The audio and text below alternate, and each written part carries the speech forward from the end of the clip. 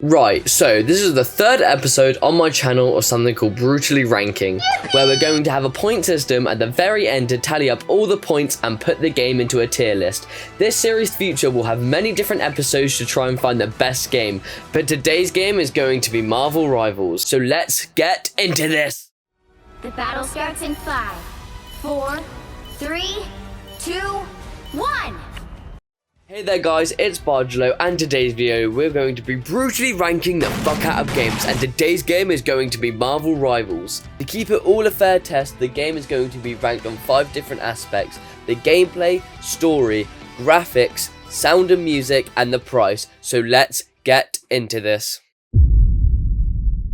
Right, so getting into this section, we can firstly see that it is a third-person hero shooter, which is similar to a game that I think we all know. But Marvel Rivals is completely different to Overwatch, and so is its gameplay. I guess you can say that Marvel Rivals and Overwatch are only similar when you summarize it. See, Marvel Rivals in a nutshell is when you have 6 people, and preferably 2 healers, 2 DPS, and 2 tanks on each team.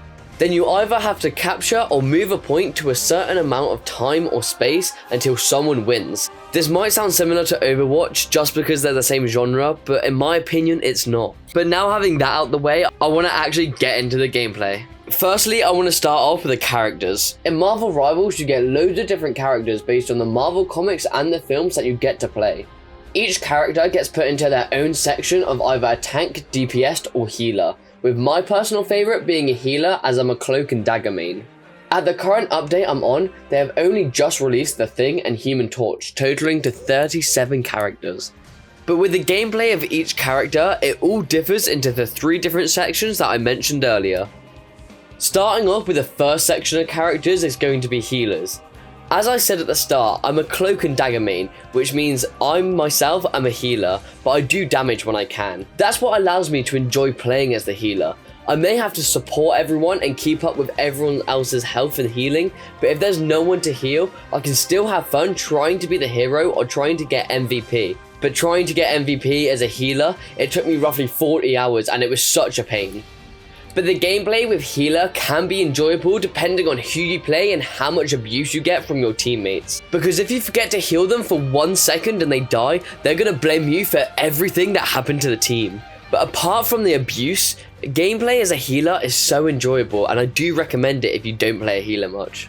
But now let's move on to the DPS. In my opinion, out of all the 3 sections of characters you can get, DPS is my least favourite, but it doesn't mean that I don't enjoy it. With a DPS, you have a vast amount of characters that you can choose, with having the most characters in any of the sections. The most enjoyable part of a DPS is that you can rack up a lot of damage, but only if you have good healers, because you only have an average of 250 HP.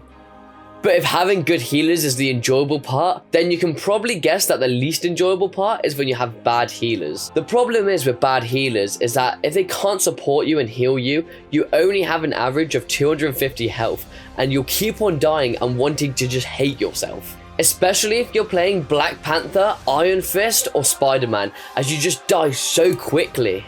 But like I said, DPS is my least favourite, but it's still enjoyable and I do recommend playing it. Finally, you can play a tank, with my favourite tank being Groot, because I just love Groot.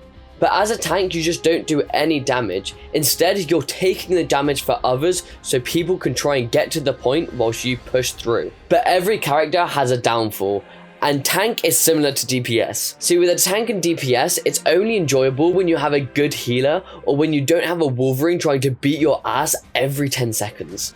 But going over all 3 sections, I can definitely see that they're all enjoyable, but depending on how your team plays together, it can be such a pain. But overall, all of the characters are fun to play and everyone has their own style. But what I think is best about the gameplay is that you get to play as Marvel characters. I know it sounds stupid, like of course you play Marvel characters in a Marvel game, but it's the fact that I grew up watching Marvel, so I just felt like I knew how to play them already.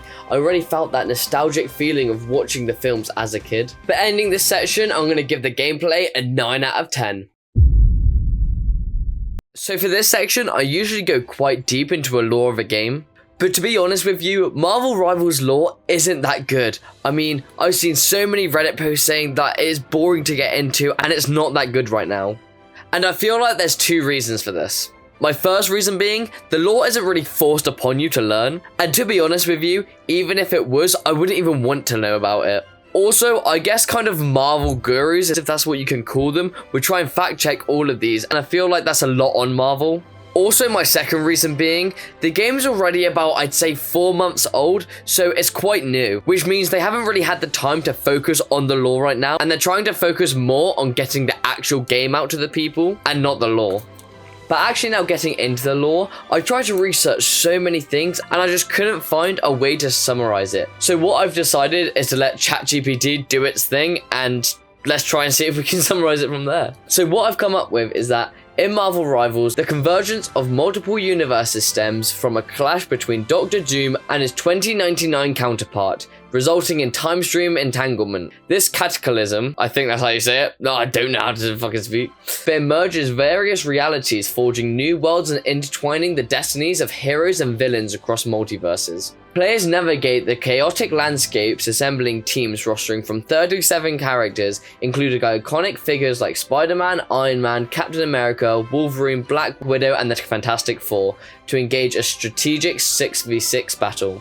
The game's narrative unfolds through in-game events that is a 6-part companion comic series, offering deeper insights into an evolving story. I can't lie, ChatGPT didn't really give a proper answer based on the lore, but I do know that Doctor Doom and the 2099 counterpart is involved very heavily, which means we could get a Doctor Doom character in the future. I also want to show these images on screen. Pause if you want to read about what each character from Marvel Rivals got up to during this time. But overall, like I said at the start of this section, the lore isn't that interesting right now, and it is a new game, so I can't blame it. But I do respect their efforts, and it is Marvel, so it probably will be better. So this is why I'm going to give the lore a 3 out of 10. Moving on to the graphics section, in my opinion, Marvel Rivals graphics is amazing, and this is for every single aspect. These aspects are counting in the characters, environment, weapons, animation, and just so much more.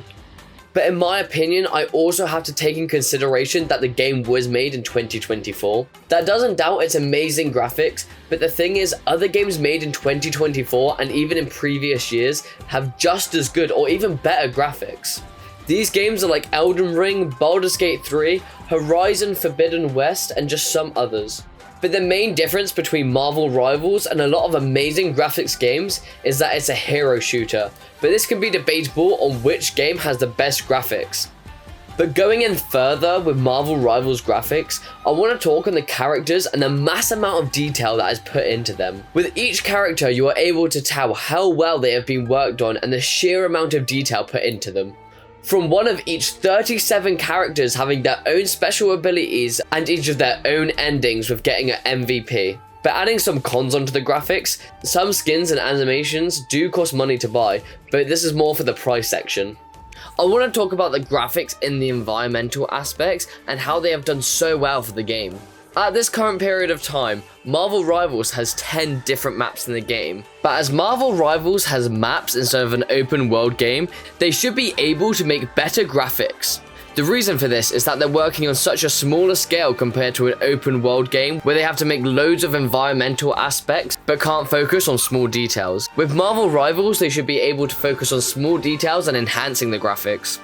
But that isn't always the case. The bad thing in my opinion about Marvel Rivals maps and the graphics in them is that they have been badly optimized, meaning that they have made all these amazing graphics, but due to their servers and over-exceeding limits in the graphics, it can lag the game or even make the game look worse as a whole. But apart from the bad optimization of the graphics, I think the maps as a whole are amazing. I love that some of the maps are featured as Marvel characters, especially the Fantastic Four map being one of my favorites.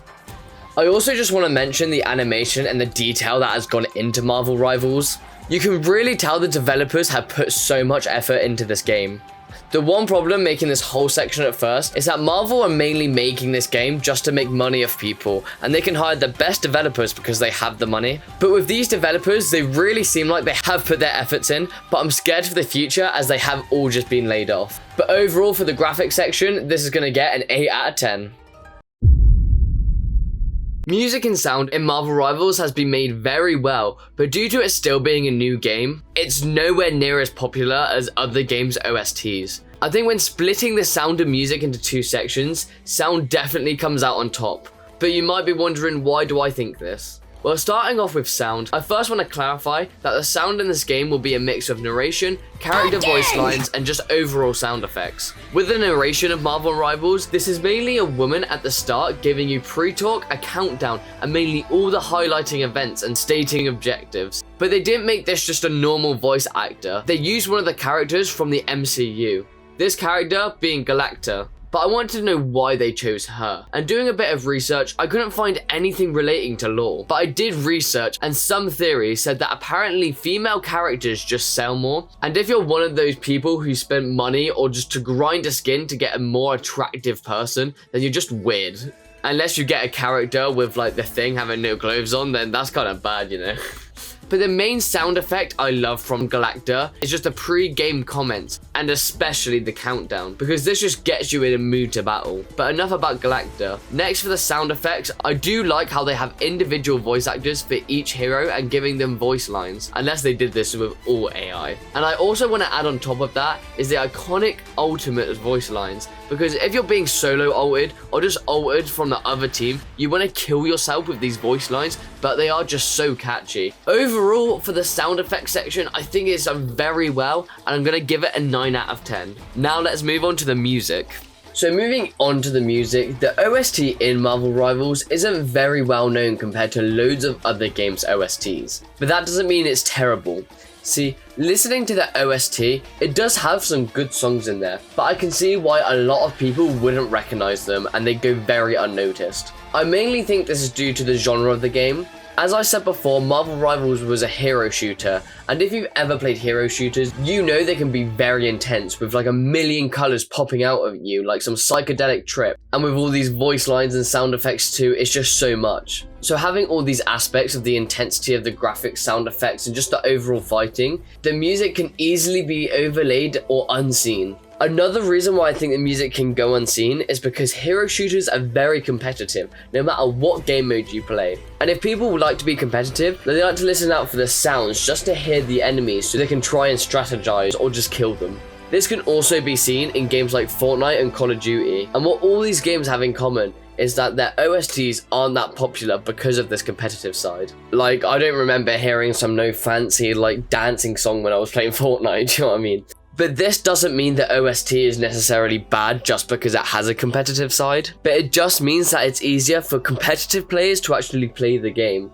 But actually with the OST, after listening to all the songs in it, the songs have been all made very well. I also love the fact that Marvel have made individual songs to specific characters, this being like Web of the Spider Islands, which is actually quite popular, and obviously this is directed to the Thing. Obviously, all jokes aside, obviously it's directed to Spider-Man. And like another song, Jeff Attack, obviously linking to Jeff the Shark, which I actually think this is quite a wholesome song. And we also have Warrior of Wakanda, which is obviously directed to Black Panther, and many more. And what I love about these songs are they are quite catchy, and I can see them gaining popularity as time passes. But I do want to say there were a few songs that do seem a bit like basic menu music, which is understandable, but that still just doesn't mean that OST is bad. But overall, for the music in Marvel Rivals, it is very good, but comparing it to a lot of other OSTs, there's just a lot more that are either on par or just better than this one. But like I said, I did enjoy the music, so this section is going to get a 7 out of 10. Meaning that for this whole section, including music and sound, is going to get an 8 out of 10. So usually for games like this, it has a very short price section. You get a whole game for free, and I've already racked up 90 hours on this game, meaning that it's just totally worth it. But like I say, games like this that are free would usually get a 10 out of 10, and that's it. It would be that short of a section. But I feel like with this game, that's just not the case. Marvel Rivals has actually made its game free to make the audience think that it's just such an amazing game without spending any money, and that can be the case. But no, they're not doing it out of their very own kind hearts. Well, in my opinion, that's not it. Marvel Rivals has done what other multiple games have done in the last few years, mainly since COVID. This strategy is giving a free game, but all the cosmetics aren't, meaning you have to pay for skins, emotes, banners, and etc. And I'm not going to say that's necessarily a bad thing. I think a lot of the skins and the cosmetics are actually really cool. And I've recently just bought one, but don't worry, I didn't spend money on it. But a lot of people do spend money on Marvel Rivals, but they do have a cheaper option to get skins, which, like I said earlier, a lot of games has done this, but it's adding a battle pass. I feel like adding a battle pass to a game is such an easy way just to steal your money. Because you wouldn't just spend £200 on a few skins, but you would pay £10 for a battle pass for skins that you don't necessarily want, but you can get. And then you'll keep on buying the battle pass, and next thing you know, 10 seasons have passed and you've already spent £200 on a free game. But that's the main reason why I think Marvel has made this game free. But one thing I do actually love about the game, and I mentioned it earlier, is that I've bought a skin before, but I haven't spent a single penny. This is because you're able to grind the free battle pass, and I can't lie, with all I think 60 to 70 hours, that's how long it took me to get this skin. But this is my principles, that I don't really like spending money on a free game, but also I can't say much because when I used to play Fortnite back in the day, I spent hundreds on that shit. But overall, it is a free game and you can buy the skins. It's optional. It's not forcing you to get them. And that is why this section is going to get a 9 out of 10.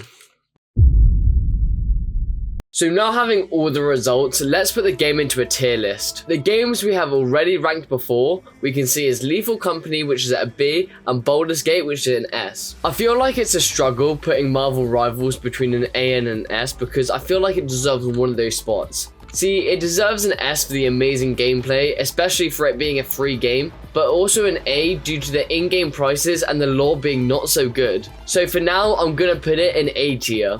Next, let's see how many points it got. So for the gameplay, we can see that it got a 9 out of 10. Then the story only getting a 3 out of 10, graphics getting an 8 out of 10, music and sound also getting an 8 out of 10, and finally the price being a 9 out of 10. Meaning that in total, Marvel Rivals gets a 37 out of 50. And it's quite low, mainly due to the lore of the game. But so far, this beats Lethal Company's 32 out of 50, but it doesn't beat Baldur's Gate's 39.5 out of 50. But that is it for today's video. Hopefully this video was alright. I know it's probably not the best of my videos, but it wasn't the most passionate just due to it being Marvel Rivals, a game that I haven't really wanted to brutally rank, mainly just due to the genre of music. And the main reason I actually did brutally rank it is just because a friend asked me to, and I was just like, why not? But yeah, that is it, guys. And if you got any other game suggestions, just put them in the comments below. I mainly like doing a lot of games that are either a bit older so I can talk about the story a bit more, or just any games, just give me any, because I'm thinking of making a video on the new Schedule 1 which is coming out. I don't know how popular it is right now, but hopefully it gets a lot more popular if I release a video on it. But apart from that, thank you for watching. Hopefully I'll see you guys next time.